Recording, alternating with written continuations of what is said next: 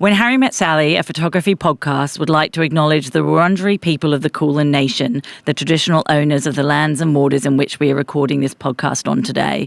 As people who work with artists seeking meaning and knowledge through storytelling, we recognise the first peoples of this nation have been doing so for over 60,000 years. We pay our respects to elders past, present and emerging across Australia. Always was, always will be Aboriginal land.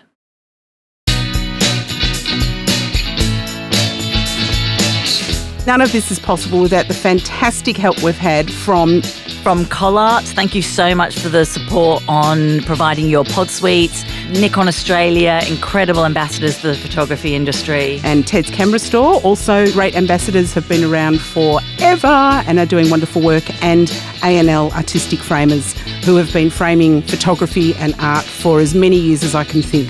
Thank you all so very much.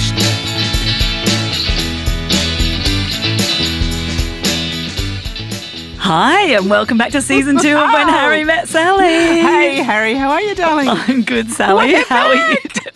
Oh, we're back. Oh, Can you believe it? I can't believe it. It's how wonderful to be back here in these pod suites again. I know, just staring at you over microphones, and we've got so many fantastic people to be talking to in season 2. I know. It's been quite the ride, hasn't it? It sure has. And what a learning experience was season 1, wasn't it? What did we learn? What did you take from season 1? Didn't we?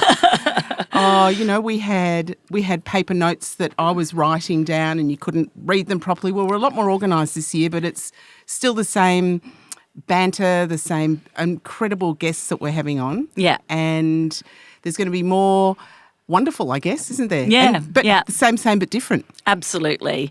I think we both kind of work. Both work in very different ways in many ways, and we work in similar ways in some ways as well. I think the perfect example of that is this morning when we turned up to the podcast rooms here at ColArts, which are wonderful, and it was completely different to last year. And I said, "This is not going to work for us," and you're there going, "No, everything's going to be fine. It's going to be fine." I'm going, "Well, I don't know that it is. I think we need to change everything around." No, we're going to, and that is why we work so well together, isn't it? It's true. I think it's fantastic. So what I think would be a fantastic way to start off is, rather than talking about ourselves again, because we can hear who each other is from episode 1 from season 1. Yes. Why don't we do a wrap-up of each other? How do you feel about that? Sounds fun. Okay. Do you want to go first? Oh, no, I want you to go first. I want to hear what you say about me. So 60-second spiel on me. Go! 60 seconds. Sally Brownbill, larger than life, can laugh at a drop of a hat, can talk the leg of a table, is absolutely the most organised person I know, absolutely fantastic networker, fantastic people person, wonderful collaborator and partner in crime. And, just all-round superstar. You forgot to say that I can't read the time. So what I'd like to say is for everybody to know that we were doing a time. I had a watch on the desk last year in season 1 and I never looked at it. So you've taken over the watch today. So you're super organised. I've taken over the timings. And Harriet has come from a background of learning photography, teaching photography, running the photo collective. See, I'm actually, mentioning you're doing all of it your properly. businesses. I just was glorifying you as a person. I'm feeling quite overwhelmed, actually. I think we're both a bit overwhelmed. I can feel the excitement in the pod suite. And if we were to split each other's sort of what we do in industry up, I'm very much about the commercial world. I dabble in the art world with creative people, but this isn't about me, this is about you. But the difference is that you have set up this extraordinary organisation. You're working a lot with arts-based photographers, photojournalists, documentary photographers. And the reason that we work so well together, apart from everything, is that we know such a diverse range of people. Yeah, I never my whole practice in Australia has been commercial. I've worked as a commercial photographer and freelance and worked with some of the wonderful guests we've got coming on this season. And I never thought of myself as an art-based photographer, but what I've been doing with Photo Collective and the people that we've been engaging with, it sort of has kind of ended up that way, I guess, a little bit. You're surrounded a lot by artists and photojournalists, whereas I tend to be surrounded by commercial people who are doing art as a practice. And so then my job is to sort of work with them to make money out of art. Yeah. Perhaps. Yeah. Whereas we're all doing it for the love of it. Oh, my God. But I love that when we're putting together our list, we both have our lists of ever-growing lists of people we want to talk to on the podcast, and we have about 5 seasons booked up already. I know, which is very exciting. But I love that there's such a diversity there, and we really want to speak to people from all sides of the industry, and we sort of start putting these names together, and then we say, oh, no, there's kind of too many artists, let's get someone commercial, or there's too many photojournalists, let's try and bring someone else in, or let's try and bring in someone that's not just a photographer, that's a photo editor, or so it's really fantastic that we we are sport for choice. That we are sport for choice. And what was really exciting about this season is that we were approached by a number of people as well to be on the podcast after hearing the first season. So we must have done something right. So I think with the first season, sort of getting back to where we started this episode, we really didn't know much about podcasting, but we did know that we could talk. We knew nothing. I remember saying, let's just build it and work it out later. It's like that film Field of Dreams. If you build it, they will come. Yes. And we just... I'm wearing a baseball cap next time. Okay, I get that. But it's true because... Sure and look, we've got Shaquille back with us in the corner here, and he was someone that came on as a Collart student last year, and within the first half an hour we were like, he's with us for life now. And we wouldn't have met him if we just didn't go for it. No. So I think that's a really good analogy for life. I think there's a lot of people that have these great ideas and they never kick off because they overthink it and how are we going to do it. We just kind of said, let's just bloody do it and we'll work it out later. We'll figure it out later. And it works so well because it gave us that time, and it also allowed us not to be really stressed and strung out about it because we'd made it, but we didn't have any deadline dates to get out or anybody to answer to. And I think I know I certainly work really well like that because authority is not my thing, but timing is, but allowing yourself enough time to do things, which is what our industry is about, and we talk a lot about that with our guests, time management, don't we? Yeah. Even though I can't read a watch, but don't worry about that. I was going to say, there's various forms of time. We don't ever want to talk about that, especially when I'm talking. But so the learning experiences that we got from last season are quite varied. One of the things I learnt a lot about was how to work with other people that I didn't know very well about other things that they did other than photography. So to be able to draw that out. And I think that was a really exciting thing, to listen to their stories, because it is a photography podcast, but it's never just about photography. It's what is behind, with Samantha Everton, for instance, talking about her family. And we had lots of different people in there talking about other things that made them who they were, or Isamu Sawa and his father. And that's what's really beautiful about what we can do. We are not technical. We're not talking about technical stuff. We're talking about emotions and ideas. And that's going to continue with some of these extraordinary guests that we've got this year. Yeah, definitely. And one of the things I wanted to ask you was, at the end of last year, Harri, on our last day, I have to tell everyone that's listening, we decided to record 12 episodes over 4 days. 3 days, actually. Oh, was it 3 days? Yeah. 3 days. And by the last episode, we were a little bit like, woo, the floor was rising up towards us. Yeah. We were looking for the horizon line. We were a little bit dizzy. We were exhausted. Yeah. And I just want to have a talk about like the roundup of last year and to this point for both of us. Yeah. But what happened to you, darling? Let's talk about you. Well, I think it's important when we were discussing what we're going to talk about in this episode, and, people come on this, from what we saw in season 1, people have come on this show and been really raw and open and honest about their, what works and what doesn't work. And I think it's important for us to be as well. And so as you rightly said, at the end of our recording, we were both a bit mental. We were both, can I say that? Probably not. Well, I think that's a good example of, exactly what we were. We were both. We were exhausted. We were shattered. We were exhausted. We can talk, but for me, that was so like much. the start of it, the crazy season that I had towards the end of last year. And so I went from recording that to then figuring out how to put a podcast out and put it out online. We had some wonderful help from, Libby and Shaquille and all these wonderful people, but we had to figure it out as well. And then I got more teaching time at the college at PSC, so I was working more and more there. And then the end of the year is our busiest time with Photo Collective, so that started ramping up. The APA, the Australian Photography Awards, started ramping up, and the whole event to do with that was a lot of work. And then for the first time all year, my commercial work started coming in. So commercially, last year was really slow for me, as it was for a lot of photographers. And sort of in about September and October, I suddenly was fully booked with commercial work. So I was just flat out. And I was actually really burnt out by the end of the year. I remember seeing you and thinking, good Lord, Yeah. you look burnt out, darling. Yeah. And you were working 7 days, you know. Oh, I was working every weekend, every night, every day. And I'm pretty good normally at compartmentalising. So when I'm at PSC, I work at PSC. When I'm working from home, I'm working on Photo Collective on my personal freelance business. But there was no compartmentalising. It was just everything was everywhere and all the balls were in the air at the same time. And actually my health really suffered from it. I was actually quite physically unwell.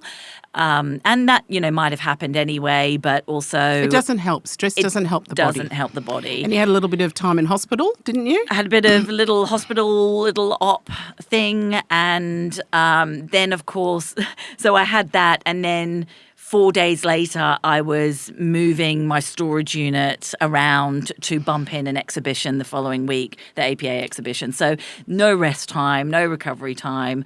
And, this is...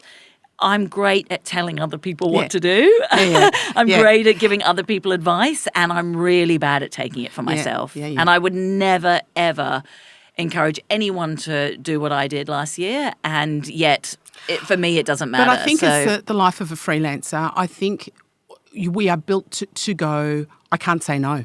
I've got to do it. I've got to do it because there might not be another job for 4 months or 5 months or 3 months, and APA is only 12 weeks or this is only here. And so I want to say to you, don't be hard on yourself. I am ringing you every Friday to make sure that you're not doing anything. And I've just got one tiny meeting. Have you?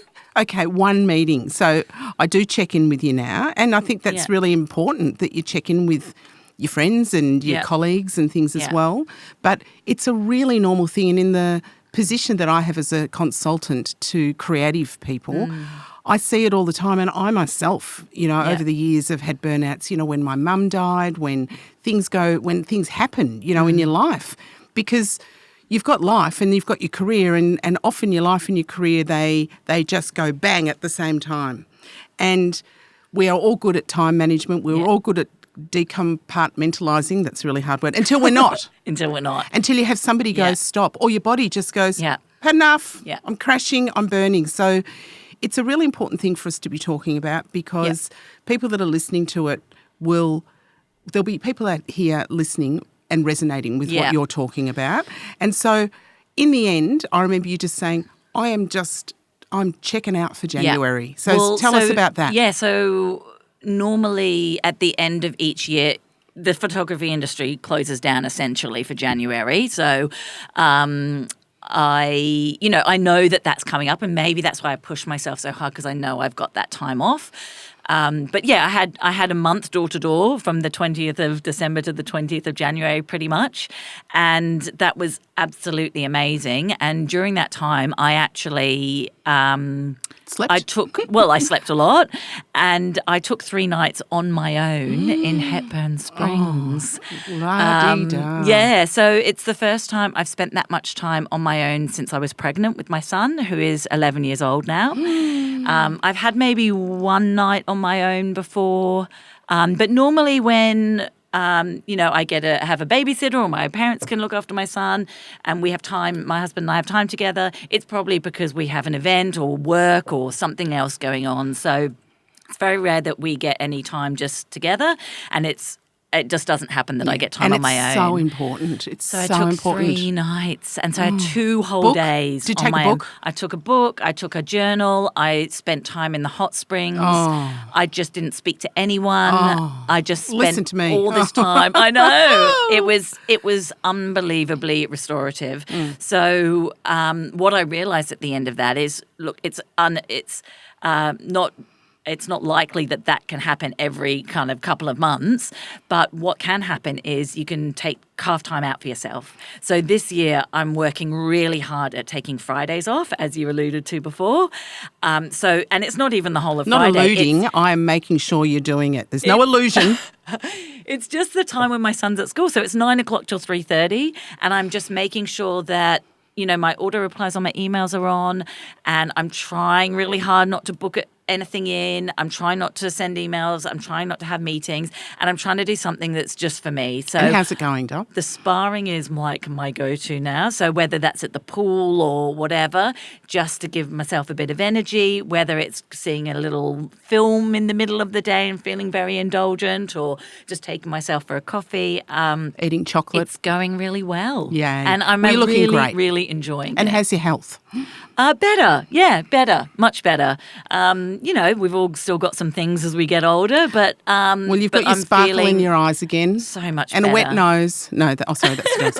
But yeah, you Yeah. do. You look so much. You know, you look back to normal, right? Thanks, Sal. Yeah, no, it's Yeah. important. It's- I mean, yeah. we talk at the risk of plugging my latest book, Oh, Leap my into Your God. You know Episode how I love 1. that? Leap into your creative life. It's about that though. And do you remember last year, Thursday mornings, what do I do? Pottery. I do ceramics. I'm not great at it, but I love it. Yeah. And it is so important. It's 2.5 hours, no phones, music playing, me covered in clay. I get clay in bits. I don't even know how they got there. And then I'm back at the office by lunchtime and off I go. And it's just, I really look forward to it. I swam before this morning.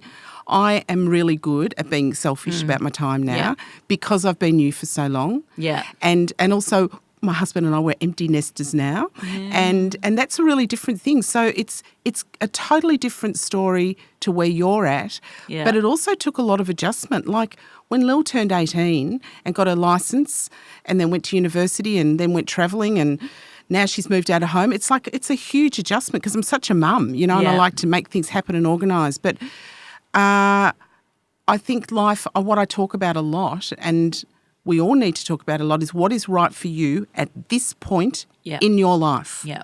And at this point in your life, you are capable of doing this much. Yeah. Next year it might be really different. And I used to love it when, you know, the kids were babies and things, and then people would go, wait till they start school, it's so easy. No, it's not. It's not easier when they start It finishes school. at 3:30. It's 6 hours. That is not a whole day. Yes, exactly. And so, but what is right? And is it, you know, are you moving house, or are you going through a divorce, or are you getting married, or is a parent dying, or have you been unwell? And so trying to do this whole 5-year plan thing, it's an interesting one because I think it's important to have an idea, but you also have to be really open to veering off to the left or going, whoa, I didn't say that, because shit happens. Well, it's great to have plans, and if you don't have plans and nothing happens, Correct. but also you need to be adaptable. Absolutely. And you need to know that actually that plan's not happening anymore. It's not working. I need to move in a different direction. And with what you did, you've actually got to listen to your body. When your body's screaming out, like at the moment, you know, like for your body now to be feeling much better and healthier, and you can just see it in your face. You know, you had to take time out, and I did that in January as well. I went to the beach for 6 weeks, and I did a little bit of work down there, but mostly I was just, you know, smelling the salt air and just getting me back. I think this is years of experience, isn't it? Because I know that, and we both know that in January the industry pretty much closes. You know, not much happens. I know that now, because of since the end of lockdowns, I know that the first 6 months of the year has been really quiet. The last few years, the first 6 months of the year has been really, really quiet.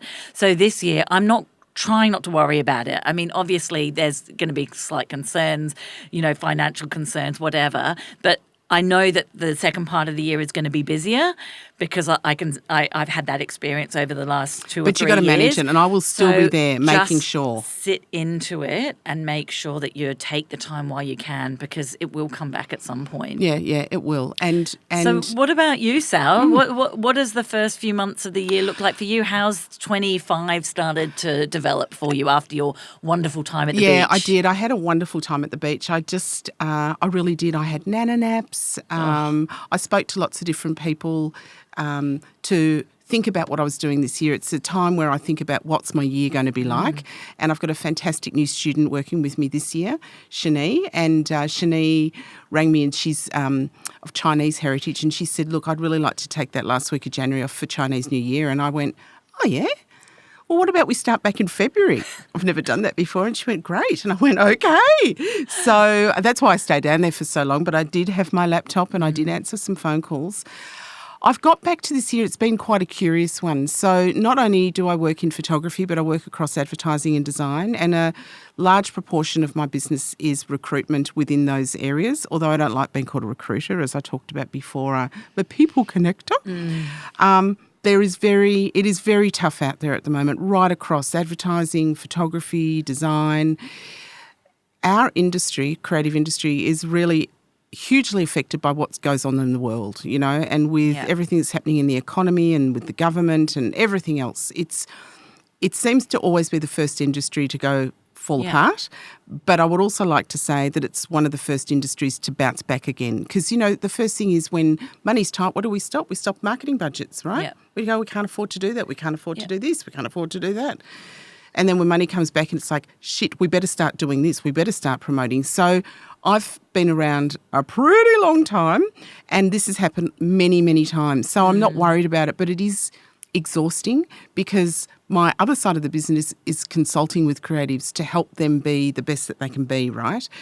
And having day after day people coming in, wanting to leave the industry, having been made redundant, what is it that I can do? What am I doing wrong? And so many times is you're actually not doing anything wrong, but what we need to do is maybe reinvent yourself or be able to talk about yourself in a better way, be there, keep networking, because this is the time that you need to network so that when jobs come back in, they remember you. Yeah.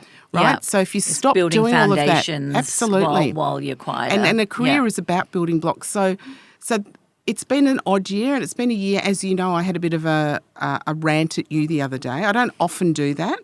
I am very even-keeled, and I'm just really happy in my own skin and with what I do. I always have been. But occasionally I just go, and I did that the other day with you, which was really helpful because now I feel fantastic again. Yeah. But I got to the point where I just thought, where am I? Where am I sitting in the industry at the moment? Do I still need an office 5 days a week? Is that my look?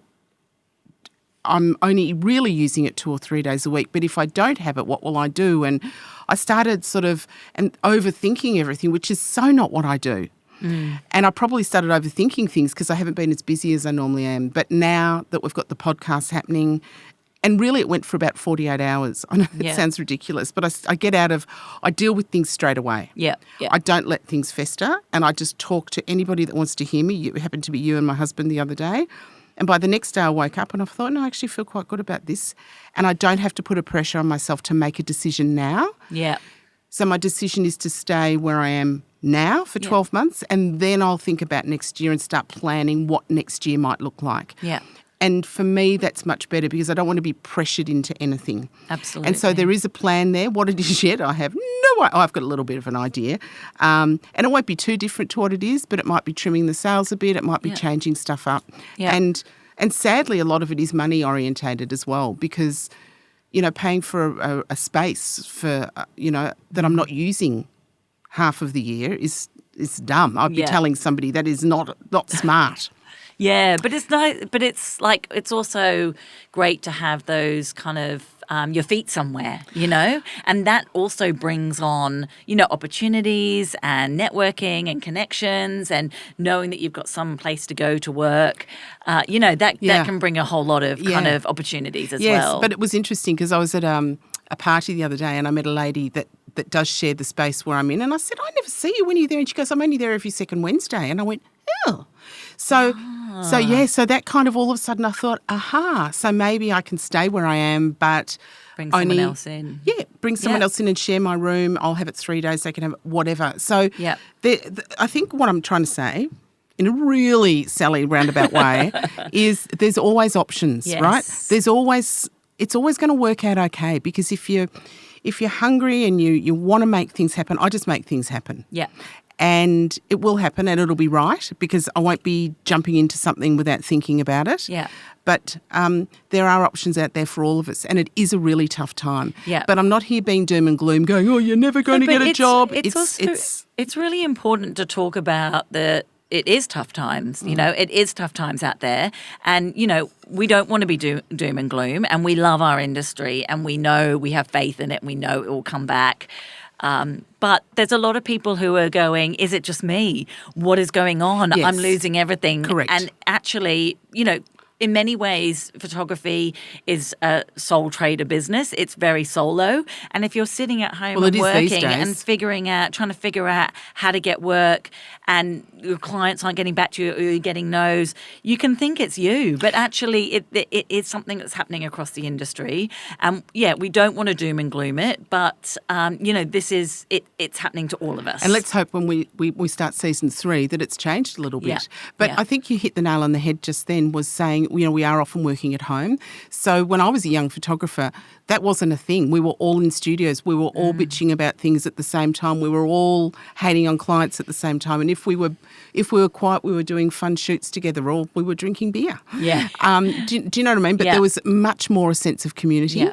And when I see people and I say something like you just said, which is, you're not on your own, everyone's doing it, they go, really? Oh my God, I thought it was just me. And I think this podcast is really important, as you just said, for people to understand, like any industry, but I would suggest the creative industry more than any, because we do wear our heart in our sleeves. Is that the expression? Yes. Yeah, thank you. Yeah. Is that there are ups and downs, right? There are many more ups than downs, but the downs can be really big. Yeah, but then so can the ups. But then the ups are even better than the downs, right? And so it's this constant, and that's why we love it. That's why we're all drama queens and dramatic, and and stick to it. Yeah. Like, I wouldn't have stuck to it for this long if I just didn't love it to pieces. And same with you, and same with all of our guests, and probably most people listening.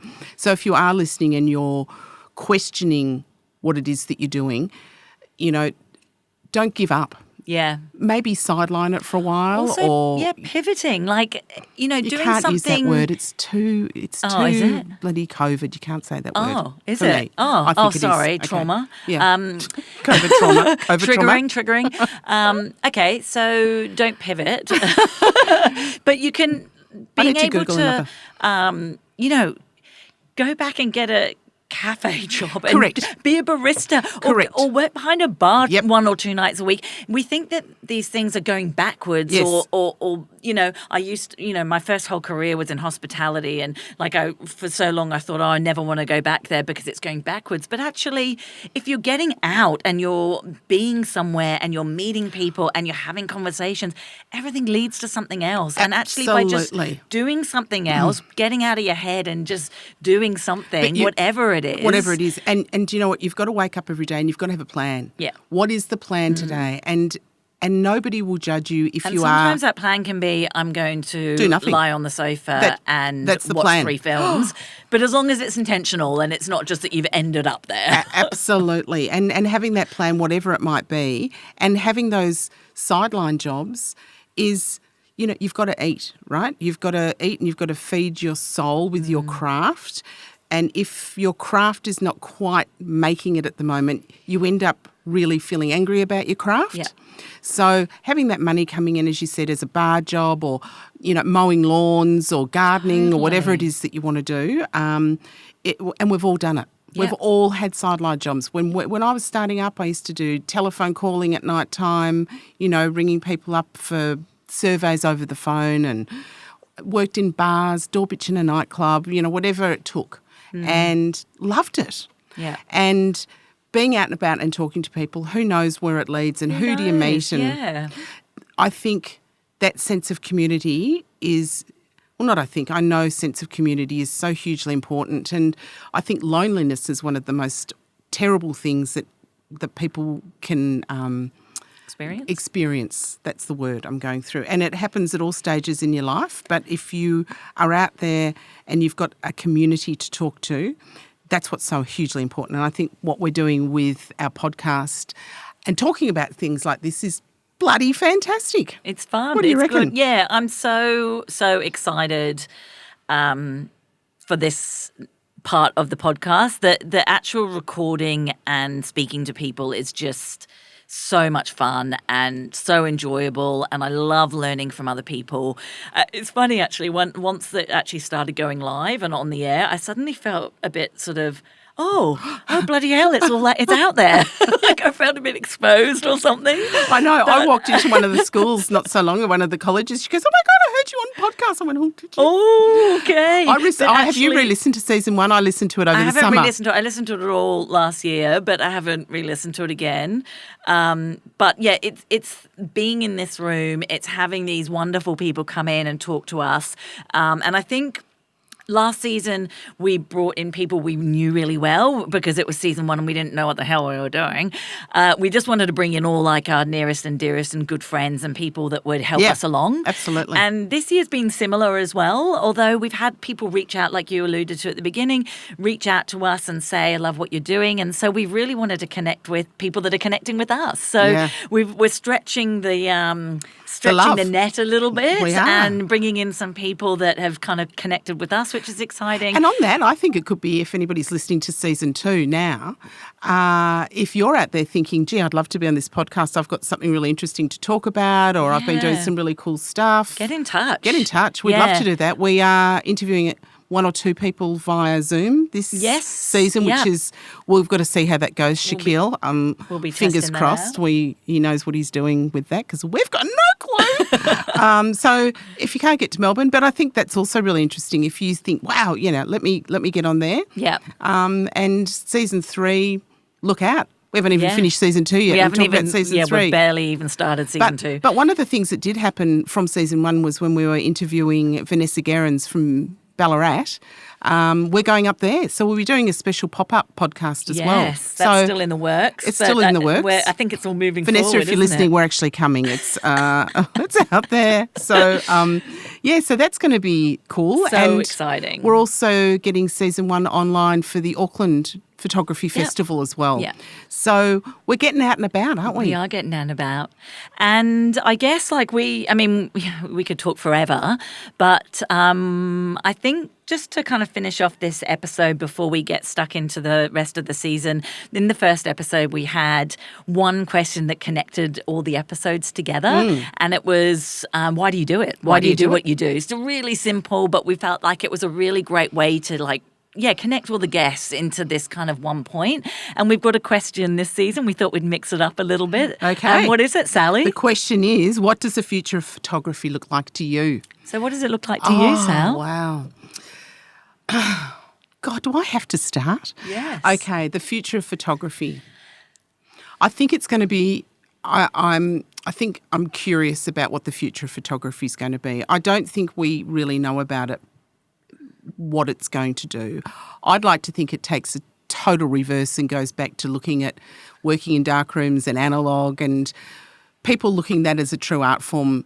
I think that would be really fantastic. I think commercially it's going to be tough, but what's not going to change is that you still have to get out there and show people what you're doing and have an individualness about you. I have a recent experience of a photographer who was employed full-time for an advertising agency to shoot, and he got the job, or they got the job, and then just before they started, they said, sorry, it's completely changed. The client doesn't want to shoot photography anymore. It's going to go fully AI. Mm. And so they lost their full-time job. And it was like, wow, is that the future of photography? And I was mulling over that. And then this photographer rings me and he goes, you're not going to believe this. They've rung and they've realised that it's not going to work. I'm shooting a full week this week for them. And it's like, are you?